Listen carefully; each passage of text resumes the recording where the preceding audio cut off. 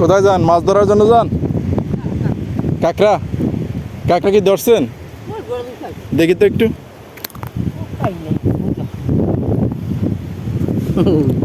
এই যে কাঁকড়া, এই সাগরের পাড়ে ধরবেন নাকি? ওই ভিতরের সাইডে। বন্ধুরা, এই লোকটা কাঁকড়া ধরার জন্য যাচ্ছে।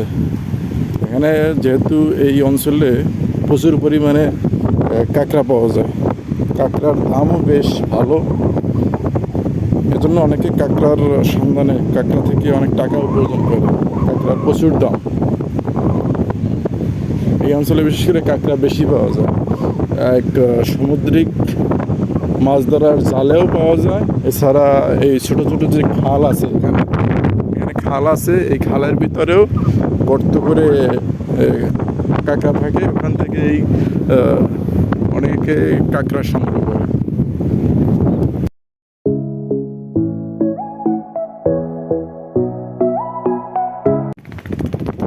আমি এই মুহূর্তে আছি রোহিতার যে বেড়িবাঁধের বাহিরে যে একটা চর, সেইখানে এখানে এক সময় মানুষের বসত বাড়ি ছিল। এই জায়গাটায়ও এক সময় মানুষের বসত বাড়ি ছিল, আর এখন এখানে বসত বাড়ি নাই। এখন বসত বাড়িগুলো বেড়িবাঁধের ভিতরের দিকে চলে গেছে। আর এখানে এই সুন্দরবনের গাছগুলো রয়েছে, কেওড়া গাছ।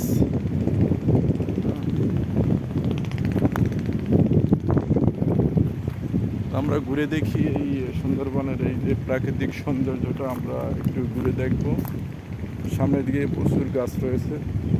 আর এটা হলো পর্যটক এরিয়া। এটা আপনার বিহলঙ্গ দ্বীপ, যেটা একসময়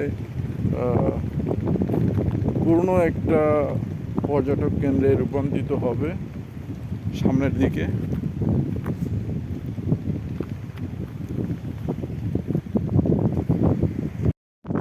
এখানে অনেকেই পোনা মাছ ধরার কাজে নিয়োজিত আছে। ওখানে ওই একটা ভাই পোনা মাছ সংগ্রহ করে, আর এখানে এই একটা ভাই পোনা মাছ সংগ্রহ করে। আবার আগেও দুইটা দেখেছি। এখন হলো সুন্দরবনের কেওড়া গাছ, কেওড়া। এখানে কেওড়াও পাওয়া যায়। এই যে কেওড়াও হয়েছে। তাহলে কেওড়া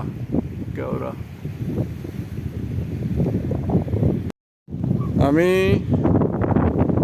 একটা এখান থেকে কেওড়া ছিঁড়লাম।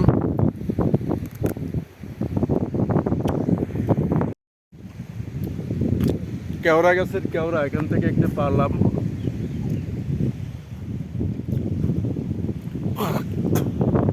কেওড়ার ভিতরে ছিল পোকা। দেখি আর একটা পারা যায় কিনা।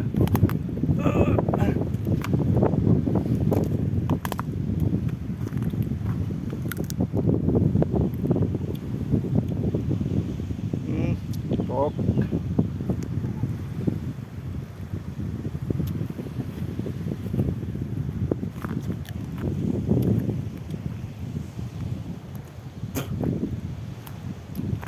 এত টক কেওড়া।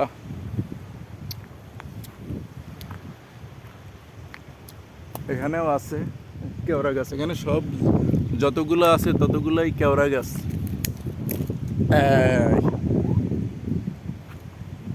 প্রচুর কেওড়া আছে এখানে। যত গাছ আছে সব কেওড়া গাছ, সুন্দরবনের সব কেওড়া গাছ।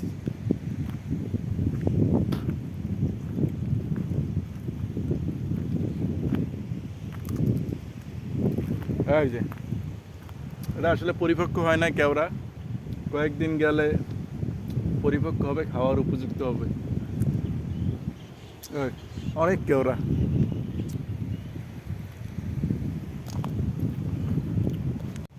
প্রচুর কেওড়া ধরছে, প্রচুর। হ্যাঁ, থকায় থকায় কেওড়া। আর এখানে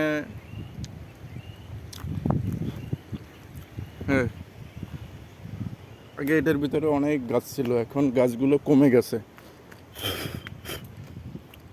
আর সিডরের আগে 2007-এর আগে এখানে বসত বাড়ি ছিল।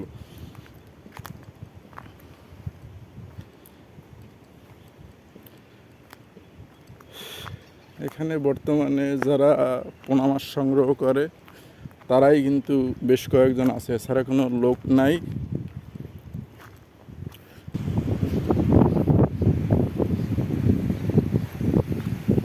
একসময় এই জায়গাগুলো পর্যটকের জন্য বেশ আকর্ষণীয় হয়ে যাবে, যেহেতু দিন দিন উন্নয়নের দিকে এগিয়ে যাচ্ছে। এক সময় এই জায়গাগুলিও পর্যটক এরিয়ায় রূপান্তরিত হবে। মানুষ এখানে আসলেও একটা আত্মার যে একটা শান্তি, তৃপ্তি, ঘোরার যে একটা তৃপ্তি, এখানে বাতাস আছে, একটা সুন্দর একটা সময় উপভোগ করতে পারবেন। এই যে গরুগুলো ছাড়া কিন্তু সব,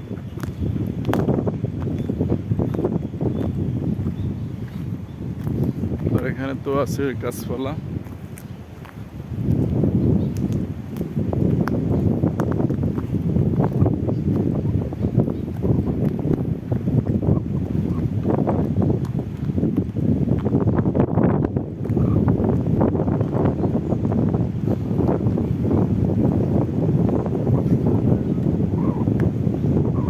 অনেক গরু আছে।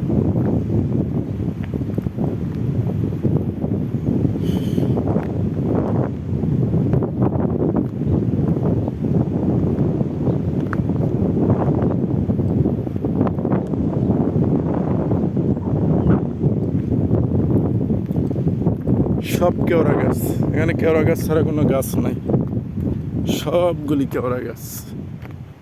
এই অসাধারণ একটা ভিউ।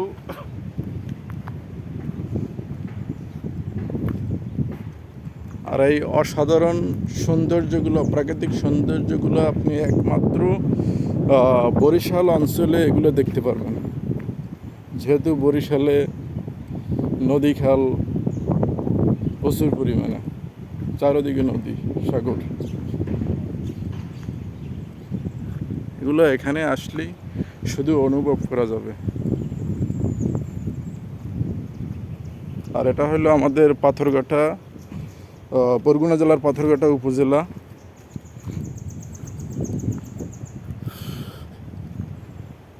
এই সুন্দরবনের ফিল নেওয়ার জন্য এই অঞ্চলই একটা সুন্দর একটা জায়গা। আমি এখন জঙ্গলের ভিতরে ঢুকে গেছি।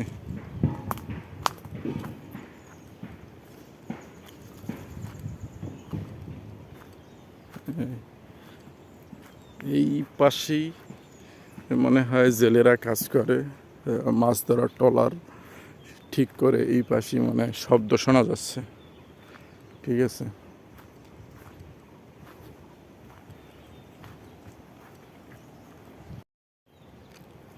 আমি এখন এই ছোট একটা বন এর ভিতরে হাঁটতেছি।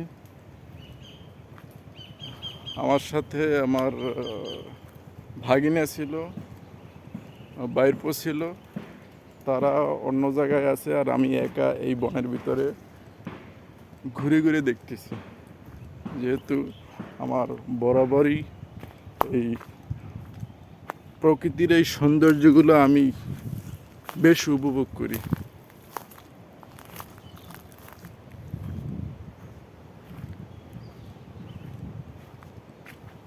যখন বাড়িতে থাকা হইতো প্রায় সময় আমি এইসব প্রাকৃতিতে ঘুরতে আসতাম। আর এখন তো এটা হলো গোল, সুন্দরবনের গোল গোল গাছের ফল। এই জিনিসটা খাওয়া যায় যখন গাছে হয়, তখন পরিপক্ক হইলে এই জিনিসটা অনেক সুস্বাদু লাগে। এটা এখন গাছ হয়ে গেছে, এটা যদি খাওয়া যাবে না, গাছে থাকা অবস্থায় খাওয়া যায়।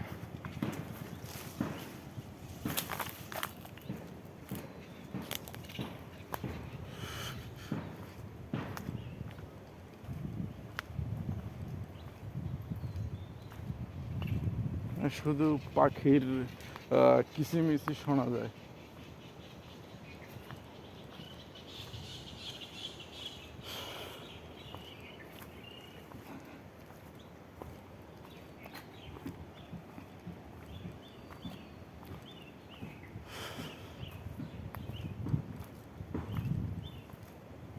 এদিকে সবটাতে গাছ,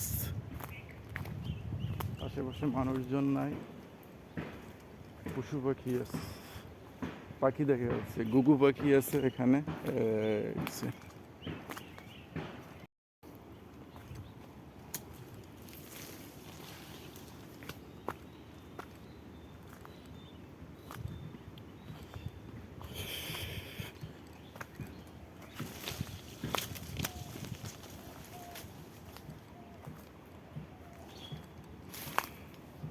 আমি সুন্দরবনের ভিতরেই ঘুরতেছি। হাঁটতে হাঁটতে ক্লান্ত, অনেকক্ষণ হাঁটাহাঁটি হলো।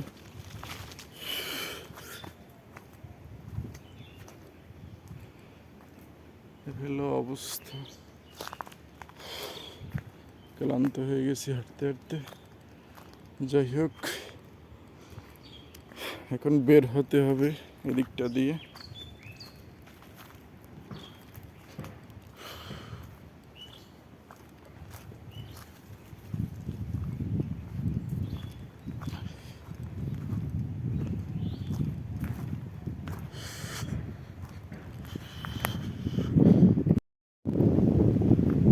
অনেক ঘোরাঘুরি করলাম, প্রচুর গরম। আবার দেখা হবে পরবর্তী কোনো ভিডিও নিয়ে। সেই পর্যন্ত ভালো থাকুন, সুস্থ থাকুন।